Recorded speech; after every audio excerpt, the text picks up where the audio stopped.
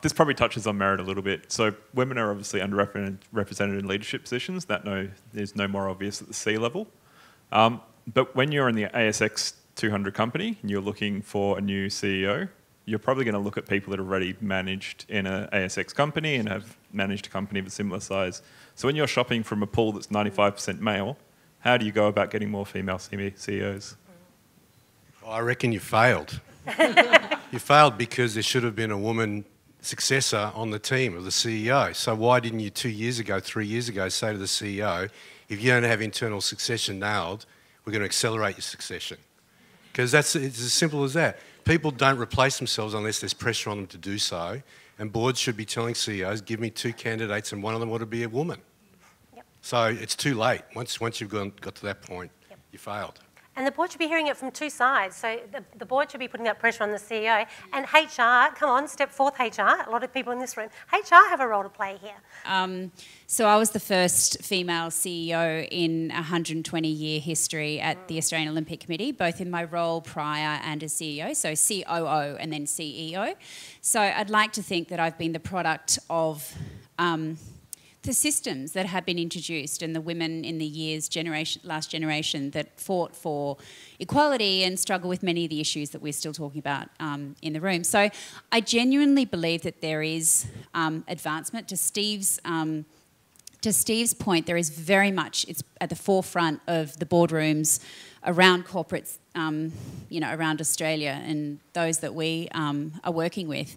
And very often I actually had opportunities presented to me because I was a woman. So I grew up in a family where my brother and I had access to the very same education and every opportunity. I believed that everything my brother could do, I could do.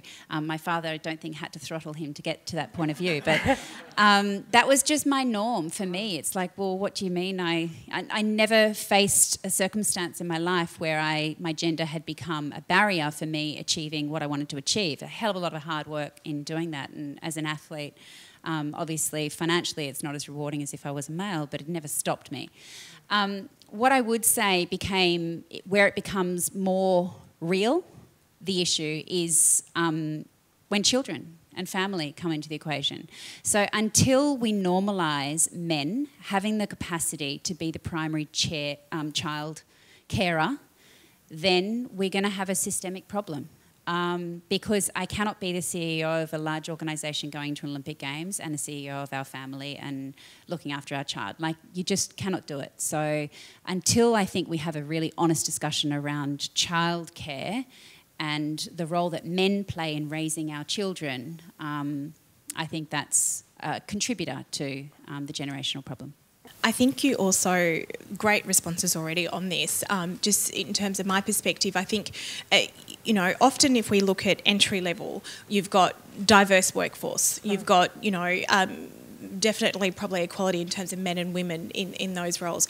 As you move up the ranks, it's very clear across the board that, men are actually more likely to be in leadership positions than women. So the question is, how did we get to this point where you've got your scenario is 95% men? How did we get here in the first place? Because it's not uncommon. And the reality of the situation is, and research backs this up, is that there is inherent privilege and unconscious bias that plays a role in ensuring that women and people who are different are held back. And it's about, one, calling it out, becoming conscious of this unconscious bias, and then actually being brave enough to introduce measures to rectify it, because there's a big difference. There's a really great slide I wish I could show you, but there's a big difference between equal opportunity and equitable opportunities, right? So equal opportunity is perhaps acknowledging that it's a slide and everybody's standing on a box. You've probably seen this, trying to look over the fence, right? So the point is they all get the same size box, and so they got equal opportunities. Equitable opportunities is acknowledging that person A is very tall, right? This is just an argument. Person B is medium-sized height, and person C is quite short in the scheme of things. So the point is that you acknowledge the inherent issues that are there, and equitable opportunity means that the person who is the shortest should have a bigger box, right? Because that's the only way you're going to achieve that equitable opportunity.